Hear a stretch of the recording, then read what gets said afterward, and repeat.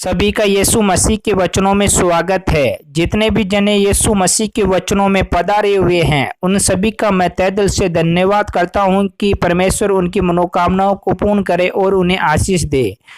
परमेश्वर के वचन हमें क्या बताना चाहते हैं? परमेश्वर के वचनों का क्या अर्थ निकलता है?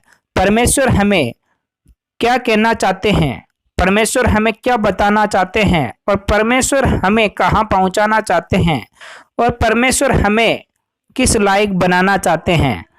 तो हम परमेश्वर के वचनों को स्टार्ट करने से पहले जितने भी व्यक्ति हमारी यूट्यूब चैनल पर पहली बार है या नए हैं तो इस चैनल को एक बार सब्सक्राइब जरूर कर ले और वीडियो को लाइक जरूर कर दे, जिससे कि समय समय पर आप लोगों को प्रभु यीशु मसीह के वचन मिलते रहे।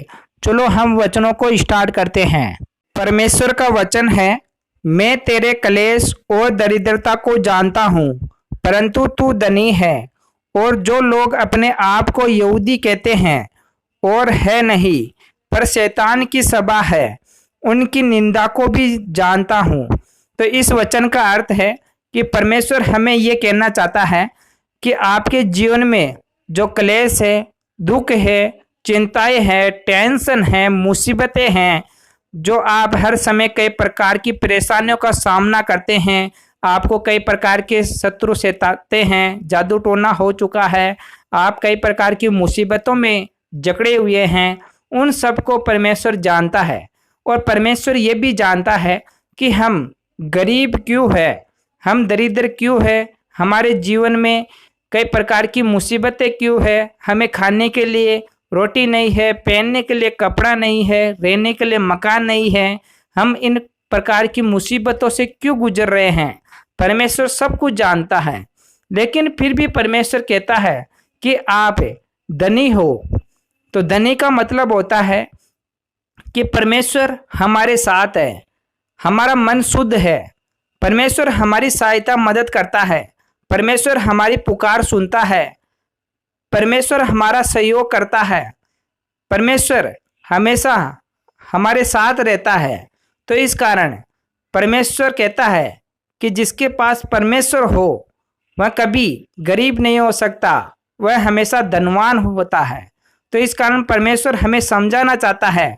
और परमेश्वर कहता है कि आप लोगों ने देखा होगा कई व्यक्ति है जो अपने आप को यहूदी कहते हैं और कहते हैं कि हम मसीह के हैं।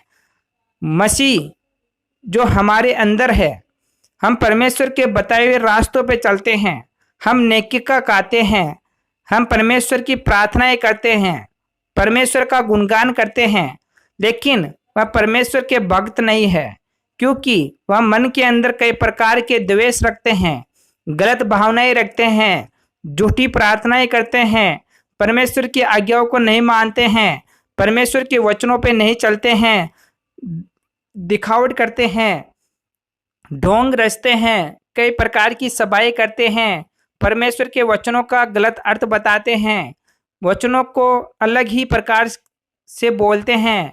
तो इस प्रकार से परमेश्वर कहता है कि मैं उन शैतानों की सभा को भी जानता हूँ, जहाँ पर शैतान प्रार्थनाएं भी करते हैं, परमेश्वर का गुणगान करते हैं, और जो मन के अंदर कई प्रकार के गलत भावनाएं, बेविचार रखते हैं, एक दूसरे से नफरत करते हैं।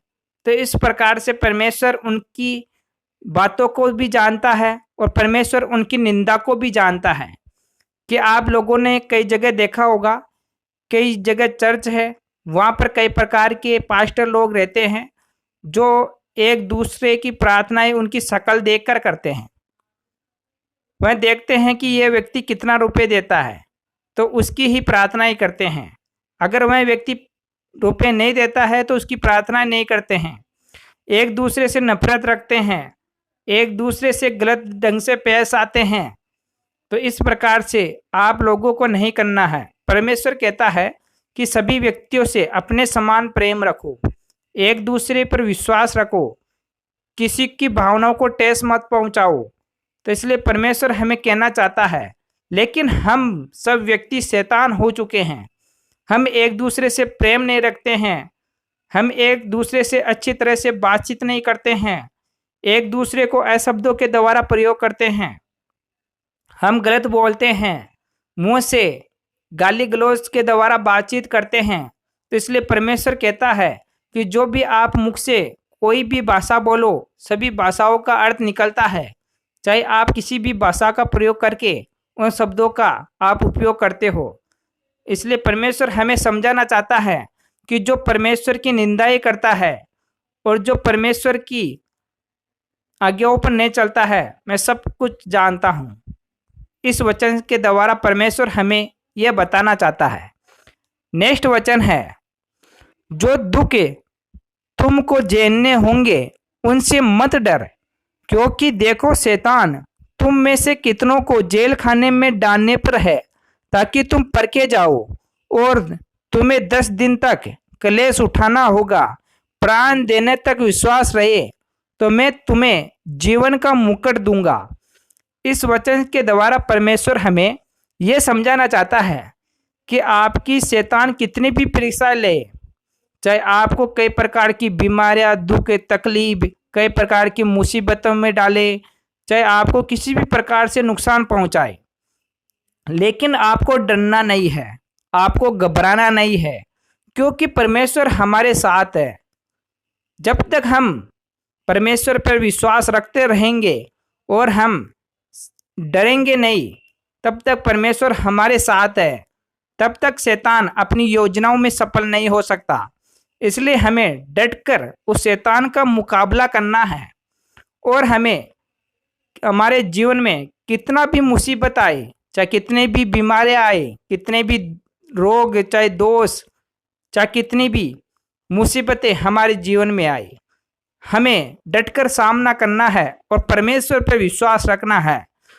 तो परमेश्वर कहता है कि आपका श्वास निकलने तक अगर आप मुझ पर विश्वास रखोगे तो मैं आपको जीवन का मुकुट दूंगा। मुकुट का मतलब है कि परमेश्वर हमें कभी लज्जित नहीं होने देगा, परमेश्वर हमें टूटने नहीं देगा, परमेश्वर हमारा आत्मविश्वास और बढ़ाएगा, परमेश्वर हमारे जीवन की फिर हिफाजत करेगा। तो इस प्रकार परमेश्वर हमें समझाना चाहता है इन वचनों के द्वारा। परमेश्वर का नेक्स्ट वचन है, जिसके कान हो वह सुन ले कि आत्मा कलीसियों से क्या कहता है।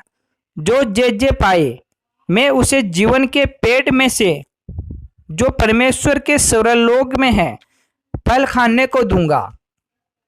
तो इस वचन का अर्थ है कि परमेश्वर हमें कहता है कि जिसके कान हो, कानों से मतलब है कि जो परमेश्वर के वचन हैं, जो परमेश्वर की आज्ञाएं हैं, तो परमेश्वर की हमें आज्ञाओं और वचनों को सुनना है कि परमेश्वर हमें क्या कहना चाहता है, परमेश्वर हमें क्या आज्ञाएं देता है, परमेश्वर हमें किस ओर ले जाना चाहता है, परमेश्वर हमारे जीवन के बारे में क्या कहना चाहता है, परमेश्वर ने हमें क्या क्या राह बताई है जिनको हम अपने जीवन में उतारते हुए आगे बढ़ सकते हैं।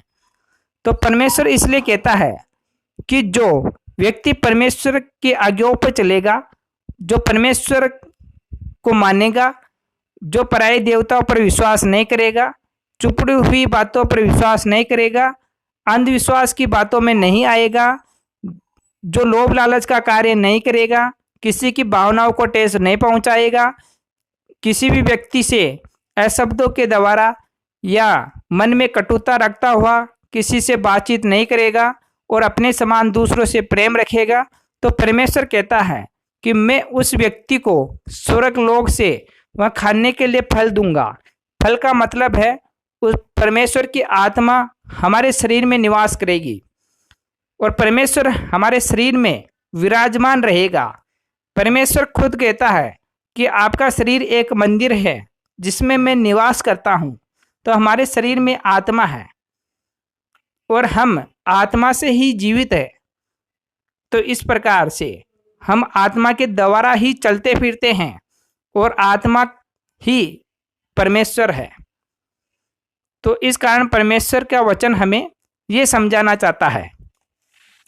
परमेश्वर का नेक्स्ट वचन है, हे स्वर्ग के परमेश्वर यहोवा, हे महान और भय योग्य ईश्वर, तू जो अपने प्रेम रखने वाले और आज्ञा मानने वालों के विषय में वाचा पालता है और उन पर करुणा करता है। तो इस वचन का अर्थ है, परमेश्वर कहता है कि जो व्यक्ति मेरा भय मानता है, जो व्यक्ति मुझसे डरता है, मेरे बताए हुए रास्तों पे चलता है, मेरी आज्ञाओं को मानता है और एक दूसरे से जो अपने समान प्रेम रखता है, तो उसके बारे में परमेश्वर कहता है कि जो व्यक्ति मेरी वाचा का पालन करता है, तो मैं उस पर हमेशा करुणा दिखाऊंगा, उस पर हमेशा दया दिखाऊंगा, उसको किसी प्रकार का दुख नहीं पहुंचाऊंगा, ना उसे कभी परीक्षा में डालूंगा, ना कभी उसके जीवन में दुख और तकलीफ आएंगे। तो इसलिए परमेश्वर कहता है कि सब व्यक्तियों के जीवन में अच्छा कार्य करना चाहता हूँ, क्योंकि परमेश्वर ने हमारे लिए दुख उठाए थे। परमेश्वर ने खुद क्रूस पर चढ़कर अपना लहू बहाया था, क्योंकि हम किसी भी प्रकार की परीक्षा में ना पड़े, हम किसी भी प्रकार का दुख ना उठाए। इसलिए परमेश्वर ने खुद क्रूस पर चढ़कर अपना बलिदान दिया। तो इसलिए परमेश्वर हमारी हिफाजत करना चाहता है, परमेश्वर हम पे दया करना चाहता है, परमेश्वर हमारे ऊपर करुणा करना चाहता है, जिसके द्वारा हमारे जीवन में किसी प्रकार की मुसीबत ना आए। तो इस वचन का ये अर्थ है। नेक्स्ट वचन है, हमने तेरे सामने बहुत बुराई की है और जो आज्ञाएं, विधियां और नियम तूने अपने दास मूसा को दिए थे, उनको हमने नहीं माना। तो इस वचन का अर्थ है कि परमेश्वर ने जो हमें आज्ञाएं दी थी, जो परमेश्वर ने हमें वचन दिए थे, उन वचनों को हमने सुना नहीं, उन वचनों का अर्थ हमने कभी समझा नहीं, परमेश्वर की आज्ञाओं को हमने कभी अपने जीवन में उतारा नहीं, और जो मूसा को जो आज्ञाएं दी थी, उन आज्ञाओं को भी हमने माना नहीं। तो इस प्रकार से हम परमेश्वर से कह रहे हैं कि परमेश्वर, हमने तुम्हारी बहुत बुराइयां की। जब भी कोई परमेश्वर के बारे में पूछता था, तो हम परमेश्वर को झूठा ठुकराते थे, परमेश्वर के बारे में असत्य बोलते थे, परमेश्वर को गलत ठहराते थे, परमेश्वर के वचनों को गलत बताते थे और परमेश्वर के वचनों का गलत अर्थ निकालकर लोगों को सुनाते थे। तो इस प्रकार से हम परमेश्वर की बुराइयां करने में कोई भी कसर नहीं छोड़ा। तो इसलिए परमेश्वर के नियमों को भी हमने तोड़ दिया, परमेश्वर के नियमों को हमने व्यर्थ बताया, परमेश्वर के नियमों का हमने गलत उपयोग किया। तो इस प्रकार से परमेश्वर के सामने हम कहते हैं कि परमेश्वर, हमने तुम्हारी ना तो आज्ञाएं मानी, न तेरे नियम माने, परमेश्वर हमने तुम्हारी बुराई बहुत की। तो इस वचन का ये अर्थ है। नेक्स्ट वचन है, परमेश्वर उठे, उनके शत्रु तितर बितर हो और उसके बैरी उनके सामने से भाग जाए। तो इस वचन का अर्थ है कि हम परमेश्वर से कह रहे हैं कि जब परमेश्वर खड़ा होगा, जब परमेश्वर हमारे सामने आएगा, तो परमेश्वर हमारे जितने भी शत्रु हैं, तो उनको सबको मार डालेगा। परमेश्वर कहता है कि जितने भी तुम्हारे बैरी हैं, उनको तेरे सामने तेरे घुटनों के बल पटकूंगा। तो इसलिए परमेश्वर हमारे सामने आएगा और हमारे शत्रुओं का विनाश करेगा। परमेश्वर हमारे जितने भी बैरी हैं, उनसे बदला लेगा। तो इसलिए परमेश्वर से हम कह रहे हैं कि परमेश्वर, जितने भी हमारे शत्रु हैं, जितने भी हमारे बैरी हैं, उनका आप विनाश करो और उन बैरियों से हमें बचाओ। इन वचनों का ये अर्थ है। नेक्स्ट वचन है, जैसे धुआं उड़ जाता है वैसे ही तू उनको उड़ा दे, जैसे मोम आग की आग से पिघल जाती है, वैसे ही दुष्ट लोग परमेश्वर की उपस्थिति से नाश हो जाएंगे। तो इस प्रकार से इस वचन का अर्थ है कि हम परमेश्वर से कह रहे हैं कि हे परमेश्वर, उन शैतानों का इस प्रकार से विनाश कर कि वह शैतान हमारे सामने कभी उपस्थित ना हो सके। उन शत्रुओं का विनाश इस प्रकार से कर जो हमें कभी सता ना सके, हमें किसी प्रकार की मुसीबतों में ना डाल सके, हमारा किसी प्रकार से नुकसान नहीं कर सके। तो इस प्रकार से तुम उन शैतानों को आग के अंदर डाल दो कि उनका विनाश हो जाए। जिस प्रकार एक मोमबत्ती होती है, जब उसे आग में ले जाया जाता है तो वह पिघल जाती है, और जैसे ही परमेश्वर उन दुष्ट लोगों का विनाश करेगा तो वह दुष्ट लोग इस धरती से ही मिट जाएंगे। तो इस प्रकार हम परमेश्वर से कह रहे हैं कि जब परमेश्वर की उपस्थिति होगी तो शैतान भाग जाएंगे, हमारे आसपास भी शैतान नहीं आ पाएंगे। तो इसलिए हमें अपने जीवन में परमेश्वर की उपस्थिति लेना होगा, परमेश्वर की हमें आज्ञाओं पर चलना होगा, परमेश्वर के वचनों को हमें मानना होगा, परमेश्वर के बताए रास्तों को अपने जीवन में उतार कर आगे बढ़ना होगा। तभी परमेश्वर हमारे जीवन में आशीष कर पाएगा। जब भी परमेश्वर हमें दया देगा, करुणा देगा और परमेश्वर हमारे ऊपर अनुग्रह करेगा। तो इसलिए हमें परमेश्वर की ओर अपना हाथ बढ़ाना होगा और परमेश्वर भी हमारी ओर आगे हाथ बढ़ाएगा। जब हम परमेश्वर की आज्ञाओं पर चलेंगे, परमेश्वर की प्रार्थना में रोज आएंगे, वचनों को रोज सुनेंगे, तो परमेश्वर भी हमारी प्रार्थनाएं प्रतिज्ञाएं जरूर सुनेगा और परमेश्वर भी हमें किसी प्रकार का दुख और तकलीफ नहीं देगा। तो इसलिए हमें परमेश्वर के वचनों में रोज आना है और परमेश्वर के वचनों को अपने जीवन में उतारना है। तो हम परमेश्वर के वचनों को यहाँ पर ही समाप्त करते हैं। नेक्स्ट वीडियो में फिर मैं आपके लिए परमेश्वर के वचन लेके आऊँगा। तब तक के लिए आप परमेश्वर के वचनों में बने रहे। सभी को परमेश्वर की ओर से आमीन। धन्यवाद। Hallelujah, hallelujah. जय यीशु मसीह। आमीन।